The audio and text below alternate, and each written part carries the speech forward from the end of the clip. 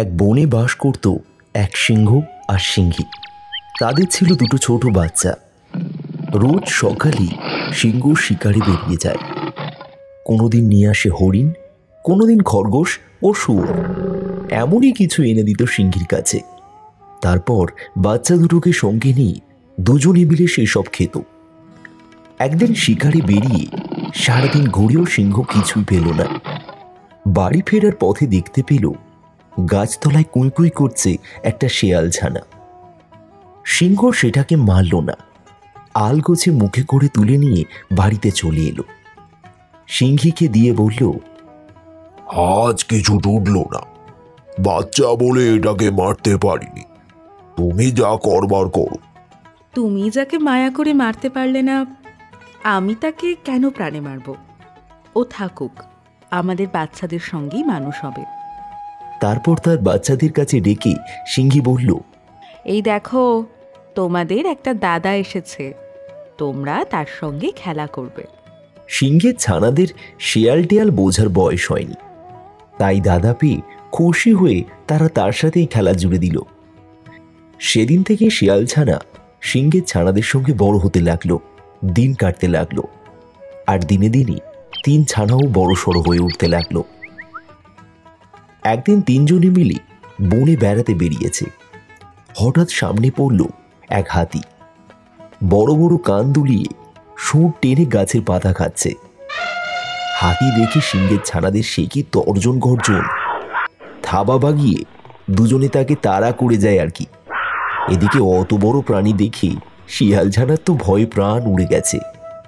সে ভায়াদের থামিয়ে বলল, সর্বনাশ, ওই প্রকাণ্ড হাতিটাকে তেড়ে যাচ্ছিস কি? হ্যাঁ, মরবি রে মরবি, পালা শিগগির। এই বলে সে নিজেই সবার আগে চোঁচা দৌড় লাগালো বাড়ির দিকে। দাদাকে পালিয়ে যেতে দেখে সিংহের ছানাদের আর উৎসাহ রইল না। তারাও ছুটে বাড়ি চলে গেল। এসে বাবা মার সামনে দাদার কীর্তি বলে খুব হাসতে লাগলো। তাই শুনে তো শিয়াল ছানা রেগে গিয়ে তাদের এই মারে তো এই মারে।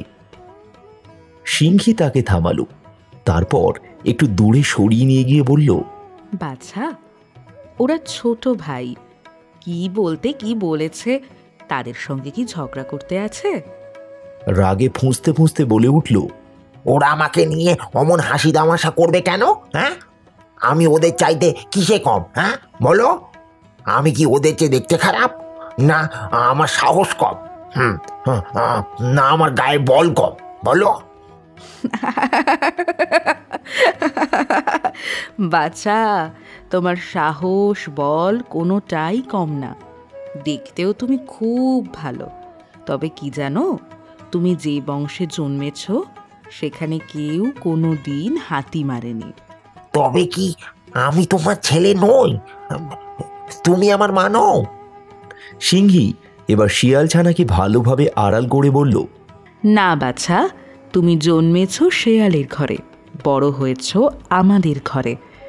আমার ছেলেরা কেউ এসব কথা জানে না, এখন বড় হচ্ছে, একদিন ঠিক জানতে পারবে। তখন তারা তোমাকে মেরে ফেলবে।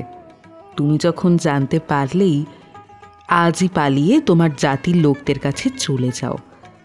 সিংহীর কথা শুনে শিয়াল অবাক হয়ে খানিকক্ষণ তাকিয়ে রইল। পরে ভয়ে ভয়ে গুহার বাইরে এসে দৌড়ে বনে চলে গেল। কি বন্ধুরা, এই গল্পের মাধ্যমে তোমরা কি বুঝলে? এই গল্পের নীতিকথা হলো, নিজের জন্মভূমি ও পিতামাতাকে কখনো গোপন রাখা যায় না।